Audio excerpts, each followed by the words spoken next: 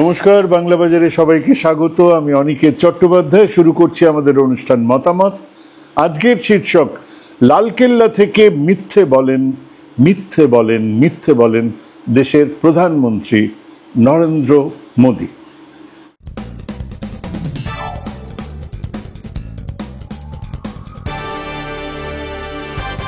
মোদিজির my dear friend Donald ট্রাম্পের executive order অনুযায়ী 27 তারিখ মাঝরাত থেকেই 50% রপ্তানি শুল্ক বা ট্যারিফ চেপে গেল।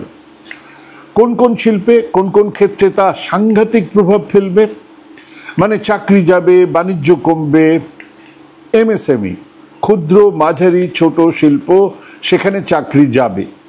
বহু এমএসএমইতে লালবাতি জ্বলবে।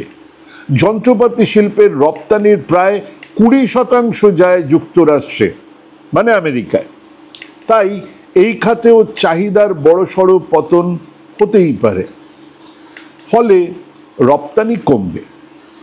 আচ্ছা, এই দপ্তরের মন্ত্রীকে জিতন রাম মাঞ্ঝি। কেউ জানেন না, মানে আপনাদের অনেকেই গুগল না করে এই নামটা বলতেও পারবেন না। তো তিনি কি করছেন এখন? তিনি বিহারে ভোট নিয়ে ব্যস্ত। প্রবল ধাক্কা আসবে ফিশারিজ, অ্যানিমাল হাজবেন্ডারি, ডেয়ারি শিল্পক্ষেত্রে। ভারতের মোট চিংড়ি রপ্তানির প্রায় 40% যায় ওই আমেরিকাতে। এখন যদি 50% শুল্ক চাপানো হয়, তাহলে যে 6.6% শুল্ক এখন আছে, তার সঙ্গে আরো 50 হয়ে সেটা প্রায় 60% হয়ে যাবে। এবং এত বেশি শুল্ক হলে আমেরিকার বাজারে ভারতীয় চিংড়ি কেউ কিনবে না। মন্ত্রীকে রাজীব রঞ্জন সিং। কোথায় তিনি? বিহারের নির্বাচনে জনসভায় লক্ষ লক্ষ নতুন চাকরির কথা বলছেন। ভয়ঙ্কর ধাক্কা খাবে টেক্সটাইল, বস্ত্রশিল্প। ভারতের মোট টেক্সটাইল রপ্তানির প্রায় 21.6% এবং পোশাক রপ্তানির প্রায় 22.1% যায় আমেরিকাতে। যদিও রত্ন গয়নার মতো এতটা নির্ভরশীল নয়, তবুও এই শুল্কের ফলে এখানে বিরাট বড় আঘাত আসতে পারে। যুক্তরাষ্ট্র হলো ভারতের কার্পেট রপ্তানির একটা বড় বাজার, যার পরিমাণ $1.2 বিলিয়ন। কিছু কার্পেটের ওপর শুল্ক 58.6% পর্যন্ত চাপানো হতে পারে। ব্যবসা লাটে উঠবে। মন্ত্রীকে গিরিরাজ কিশোর। তিনি কোথায়? বিহারের নির্বাচনী প্রচারে ব্যস্ত।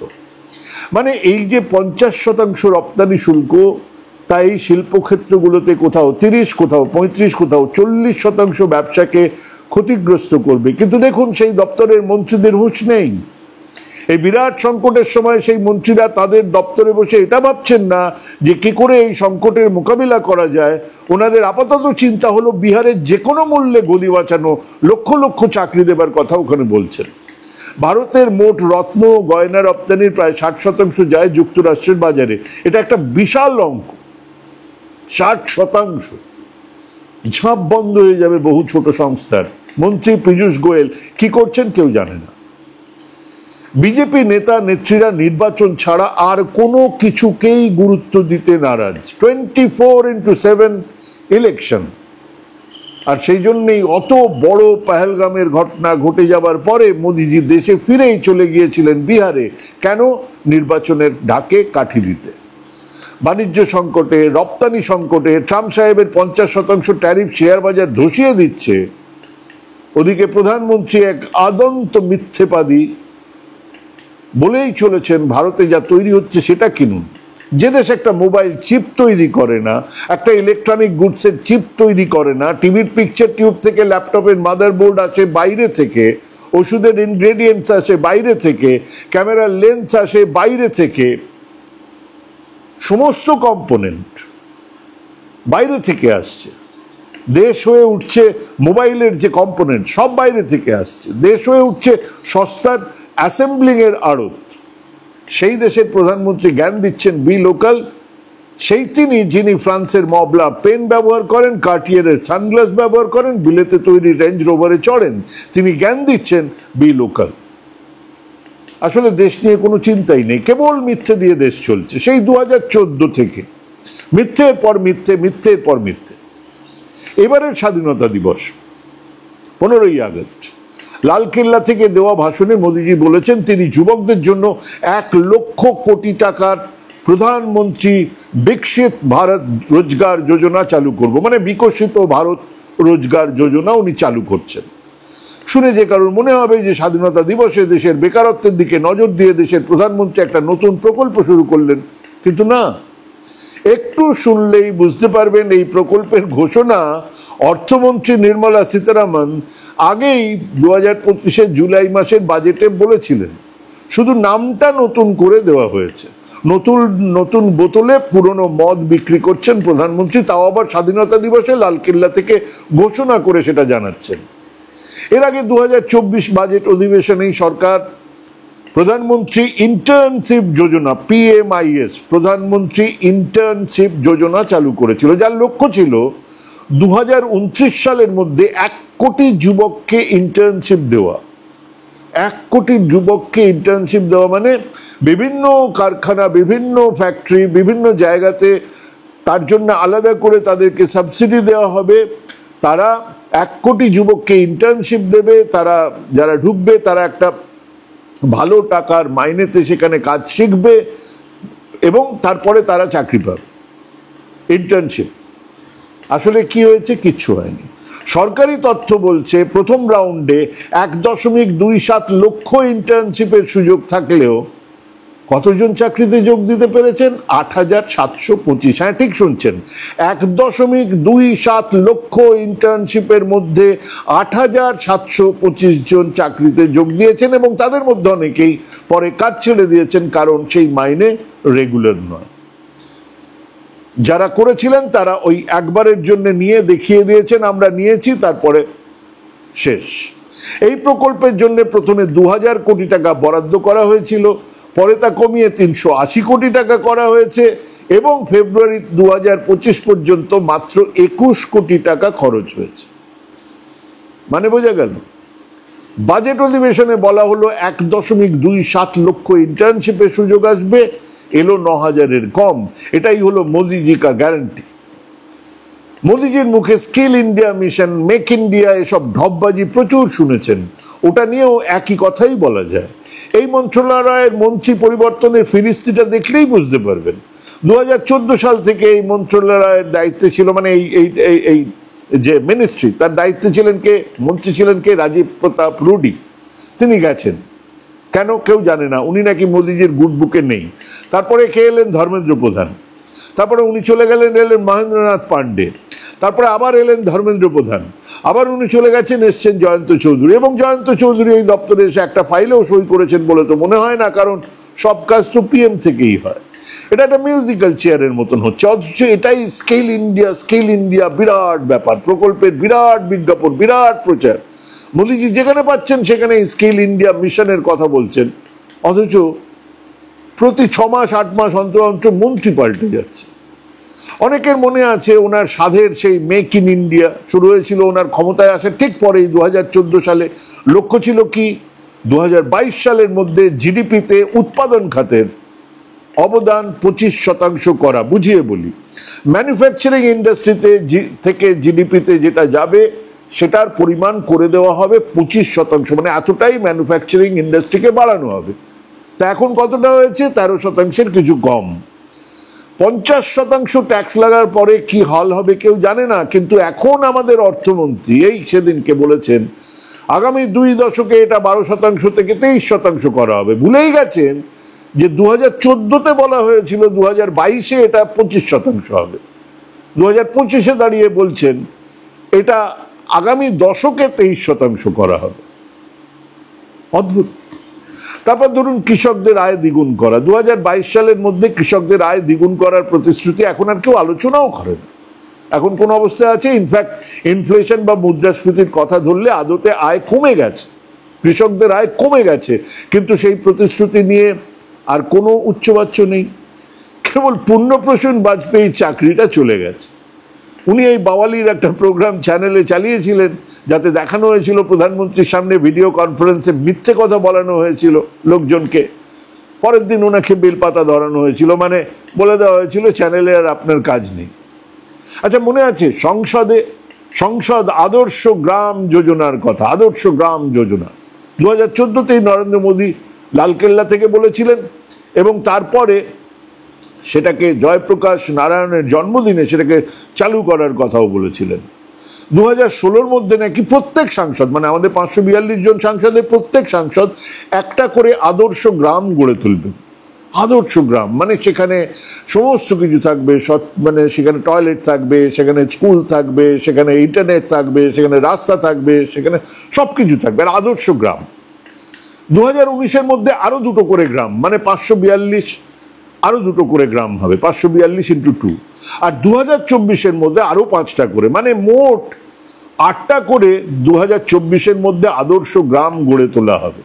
মানে 542 জন সাংসদ 8টা করে আদর্শ গ্রাম তৈরি করবেন 2024-এর ভেতরে। তা মোট কটা হবে? 4336 জন। তো কটা হয়েছে? অর্ধেক। আচ্ছা 1/4 ভাগ, আচ্ছা 1/8 ভাগ, একটা হয়নি, একটাও নয়, একটাও নয়। 4336টার মধ্যে একটা আদর্শ গ্রামও এখনো পর্যন্ত তুলে দেখানো যায়নি। তার মানে সেটাও ছিল নিখাদ ঢপবাজি। প্রকল্পটা সবাই এখন ভুলেই গেছে। প্রকল্প করা হবে, বিরাট বলা হবে, সন্ধেবেলায় ওই যেখানে ওই বাসন মাজার ঝগড়া হয় সেখানে বসে এই নিয়ে বিরাট কথাবার্তা হবে, সবাই ভুলে গেছে। সবার মনে আছে স্বচ্ছ ভারত মিশন, হাতে ঝাড়ু নিয়ে প্রধানমন্ত্রী ঘুরলেন কদিন ধরে, আর গান্ধীজির গোল চশমাওয়ালা লোগো, যার একদিকে লেখা ছিল স্বচ্ছ, অন্যদিকে লেখা ছিল ভারত। মানে যেদিকে স্বচ্ছ সেদিকে ভারত নেই, যেদিকে ভারত সেদিকে স্বচ্ছতা নেই। তো যাই হোক, এখন ঝাড়ু চশমা কিছুই নেই। প্রধানমন্ত্রী ফটো তুলিয়েছেন, ভুলে গেছেন। ওনার দেখা দেখি কিছু নেড়ানেড়িরাও ফটো তুলিয়েছিলেন, সেসব আর কারোর মনে নেই। আর 2015-তে বিশাল ঢাকঢোল পিটিয়ে স্মার্ট সিটি মিশন তৈরি করে, স্মার্ট সিটি তৈরি হবে। স্মার্ট সিটি মানে গোটা জায়গায় ইন্টারনেট ফ্রি, 5G ইন্টারনেট চলবে নাকি, রাস্তাঘাট, বাস, সমস্ত গাড়ি টাড়ি সমস্ত আর পেট্রোল ডিজেলে নয়, হ্যাঁ ব্যাটারিতে চলবে। সাংঘাতিক ব্যাপার। 100টা স্মার্ট সিটি তৈরি হবে, 50 লক্ষ কোটি টাকা খরচ করা হবে। বিজ্ঞাপনেই খরচ করা হয়ে গেছে 1 লক্ষ কোটি টাকা। স্মার্ট সিটি হবে বলে জানানো হয়েছিল। কটা হয়েছে? অর্ধেক, 1/4, 1/8, একটাও হয়নি। এই প্রকল্পগুলো ঢাকঢোল পিটিয়ে প্রচারের জন্য শুরু হয়েছিল, প্রচার শেষ, সবাই ভুলে গেছেন শুরু হয়েছিল, কিন্তু এখন প্রায় কারোর মনেই নেই। এবারের স্বাধীনতা দিবসের ভাষণে মোদী নেক্সট জেনারেশন রিফর্মস নিয়ে বিরাট বড় কথা বলেছেন। মানে নেক্সট জেনারেশনের জন্য রিফর্মস চাই। তা তিনি কি রিফর্মস করবেন? তিনি ভূমি অধিগ্রহণ, কৃষি, শ্রম সংস্কারের মতন যে পদক্ষেপগুলো নেবার জায়গাতে আছেন, নিতে পারবেন? এর আগেই তো তিনি ভূমি অধিগ্রহণের বিল এনেছিলেন, এনে পিছোতে বাধ্য হয়েছেন। কেন? বিরোধীদের জন্য, মানুষের কথা ভেবে, ভোটের কথা ভেবে। কৃষি বিল এনে বিরোধিতার মুখে ফেরত নিতে বাধ্য হয়েছেন। 2014 সালে তিনি শ্রম কোড নিয়ে কথা বলেছেন, সংসদ সেগুলো পাশ করেছে। এখনো পর্যন্ত সরকার সেগুলো কার্যকর করার সাহসই দেখাতে পারছে না। দেখালে সরকার পড়ে যাবে, সেটাও মোদীজি জানেন। 2018 সালে বিজেপির একটা মিটিংয়ে অমিত শাহ বলেছিলেন বিজেপি 2019 সালের লোকসভা নির্বাচনে জিতবে এবং আগামী 50 বছর অর্থাৎ 2069 সাল পর্যন্ত তাদের ক্ষমতা থেকে কেউ সরাতে পারবে না। এটা 2018-তে বলেছিলেন।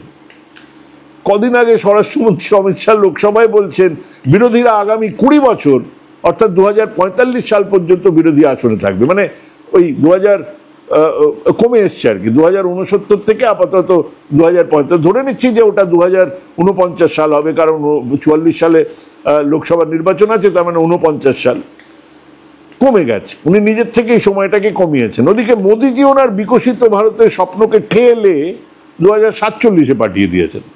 প্রথমে কি ছিল 2022, তারপরে 2024, তারপরে 2027, তারপরে 2035, এখন 2047। মানে যারা ভোট দেবেন তাদের অর্ধেকের বেশি মারা যাবে। এগুলো আসলে একটা কিছু বলে ক্ষমতাকে ধরে রাখার চেষ্টা। নরেন্দ্র মোদী এবারে স্বাধীনতা দিবসের ভাষণে বলেছেন আগামী 10 বছরে মানে 2035 সালের মধ্যে তিনি দেশে সুরক্ষার ঢাল আরো বড়, শক্তিশালী, আধুনিক করতে চান। হ্যাঁ, তিনি চান, বলছেন যে আমি দেশের সুরক্ষার ঢাল আরো বড় শক্তিশালী করে দেব। তো তিনি চান মানে 75-এ রিটায়ার করার ইচ্ছে ওনার নেই। এখন 2035 সালে ওনার বয়স হবে মাত্র 85 বছর। আর জো বাইডেনের রাষ্ট্রপতি থাকার সময় বয়সের চেয়ে অনেক কম। মালয়েশিয়ার মাহাথির মোহাম্মদ 95 বছর পর্যন্ত টেনে গেছেন, প্রধানমন্ত্রী ছিলেন। কাজেই 85 বছরের কথা তিনি বলছেন, কম বয়স। কিন্তু কেন বলছেন? আসলে কোনো নেতা যদি অবসরের কথা ভাবছেন বলে ইঙ্গিত দেন, তাহলে তার চারপাশের মানুষ তাকে ছেড়ে চলে যেতে শুরু করবে। রাজনীতিতে এরকমটা করা যায় না। আমি বাম রাজনীতির কথা বাদ দিচ্ছি। আর মোদিজির মতো ক্ষমতালোভী মানুষের পক্ষে তো সেটা করা সম্ভবই নয়। কিন্তু ক্রমশ অ্যান্টি ইনকাম্বেন্সি বাড়ছে, ক্রমশ মিথ্যে প্রতিশ্রুতিগুলো কঙ্কালের চেহারা নিয়ে সামনে এসে দাঁড়াচ্ছে। একই প্রকল্প আর কতবার কত নামে চালাবেন? কাজেই সেই কারণেই মোদিজিকে ক্লান্ত দেখাচ্ছে, কথা বলতে গিয়ে কথা জড়িয়ে যাচ্ছে, বিক্ষিপ্ত দেখাচ্ছে, ডেসপারেট হয়ে উঠছে মোদি শাহ সরকার। 130তম সংশোধনী বিল যা হঠাৎ করে মোদি সরকার নিয়ে এসেছে, এই বিল অনুযায়ী প্রধানমন্ত্রী, মুখ্যমন্ত্রী, মন্ত্রীরা যদি গ্রেপ্তার বা আটক হন 31 দিনের মধ্যে তাদের পদ ছাড়তে হবে। এটা আগের দিন বলেছি। এবং প্রধানমন্ত্রীকে এই বিলের মধ্যে রাখা হয়েছে লোক দেখানোর জন্য। সবাই জানে কোনো ইডি, সিবিআই, পুলিশের কই মায় কা লাল কা এত ক্ষমতা নেই যে তাকে অ্যারেস্ট করবে। অ্যারেস্ট করার কথা ছেড়ে দিন, ভাববে তারও ক্ষমতা নেই। কিন্তু এই বিলের ফলে মুখ্যমন্ত্রী এবং মন্ত্রীরা কেন্দ্রীয় তদন্তকারী সংস্থার দয়ার পাত্র হয়ে পড়বেন। এই সংস্থাগুলো এখন আপাতত রাজনৈতিক কর্তাদের খুশি করার জন্য কাজ করছে বলে সবাই অভিযোগ করেন, এবং তার তথ্যটাই বলছে। যেসব রাজ্যে বিরোধী দলের সরকার আছে সেখানকার মুখ্যমন্ত্রীরা এই বিল নিয়ে চিন্তিত হতেই পারেন, কারণ এই বিলকে তাদের বিরুদ্ধে ব্যবহার করা হবে। প্রাক্তন কেন্দ্রীয় মন্ত্রী শরদ পাওয়ার একবার বলেছিলেন, বহু আগে, খুব ইন্টারেস্টিং বলেছিলেন, যখন মনমোহন সিং এর সরকার ছিল তখন P Chidambaram prevention of money laundering act, PMLA, একটা অ্যাক্টে সংশোধনী এনেছিলেন, যেখানে দোষ প্রমাণ করার দায়িত্ব অভিযুক্তের ওপর চলে এসেছিল। মানে এখন আপনি যদি কোনো অন্যায় করেন, সাধারণ আইনে দোষ প্রমাণ করার দায়িত্ব আপনাকে যে ধরেছে, মানে পুলিশের, যে হ্যাঁ এই লোকটা দেখুন হুজুর দোষী, এই প্রমাণ। কিন্তু পিএমএলএতে যদি ধরা হয় তাহলে আপনি যে নির্দোষ আপনাকে প্রমাণ করতে হবে। তো পাওয়ার তখন মনমোহন সিংকে সতর্ক করে বলেছিলেন, যদি সরকার পরিবর্তন হয় তাহলে আমাদেরও এর ফল ভোগ করতে হবে, এটা ভুল করছেন। কিন্তু তার কথায় কেউ কান দেন। মজার ব্যাপার হলো 2019 সালে চিদম্বরমকে এই পিএমএল এর মামলায় ইডি গ্রেপ্তার করে 106 দিন তাকে জেলে কাটাতে হয়েছিল। তো এই 130তম সংবিধান সংশোধনী বিল এক রাজনৈতিক হাতিয়ার হয়ে উঠবে, যা কেন্দ্রীয় সরকার সবসময় বিজেপি নাও হতে পারে, বিরোধী দল শাসিত রাজ্যগুলো সরকারকে ফেলে দেওয়ার জন্য ব্যবহার করতে পারে। তাহলে কেন বিজেপি এমন একটা আইন বানাতে চাইবে? বিজেপি জানে না যে কোনোদিন কোনো না কোনোদিন তাদের ক্ষমতা চলে যাবে, এই গোটাটা তাদের বিরুদ্ধে ব্যবহার হবে? কেন চাইছে? এর একমাত্র কারণ হতে পারে বিজেপি মনে করে বা ব্যবস্থা করছে তাতে তারা আর কোনোদিনই বিরোধী আসনে বসবেই না। 2049, 2069 কোনোদিনই বিরোধী আসনে বসবে না, এটা ভাবছে। নাকি বিজেপি এত বোকা নয়, এমনিতেই চন্দ্রবাবু নাইডু নাকি বিজেপি নেতৃত্বের কাছে তার প্রবল আপত্তির কথা জানিয়েছেন, এই বিলটা পাসও হবে না। আসলে বিজেপি হাতের তীর শেষ হয়ে আসছে, মোদিজির কাশমা শেষ হয়ে আসছে। 24-এর নির্বাচন হয়েছে, ইন্ডিয়া টুডের 25-এর মুড অফ দ্য নেশন বলছে এনডিএর ভোট শেয়ার কমছে, রাহুল গান্ধীর জনপ্রিয়তা বাড়ছে, বিরোধী জোটের আসন বাড়ছে। হ্যাঁ, এক গভীর ক্ষয়রোগ বাসা বেঁধেছে বিজেপির শাসন ক্ষমতায়। বিজেপির ক্ষমতার এক অসম্ভব কেন্দ্রীভবন, সমস্ত ক্ষমতা মোদি শাহের হাতে চলে যাওয়াই এটার কারণ হতেই পারে। এবং মজার ব্যাপার হচ্ছে বিজেপি ক্রমশ অ্যান্টি ইনকামবেন্সির সঙ্গে লড়াই করার ক্ষমতা হারাচ্ছে। আর ঠিক তাই বিকশিত ভারতের সেই সোনার হরিণের লক্ষ্যকে 2022 থেকে 2027, 2027 থেকে 2035, এখন তাকে নিয়ে যাওয়া হচ্ছে 2047। অনেকেই বলছেন 2029 তো আগে পার করুক, তারপরে সব নিয়ে আলোচনা করা যাবে। আপনারা কি বলছেন? ভাবুন, ভাবতে থাকুন, প্র্যাকটিস করুন। ভালো থাকবেন, সুস্থ থাকবেন। আজকে এখানেই শেষ করছি। নমস্কার।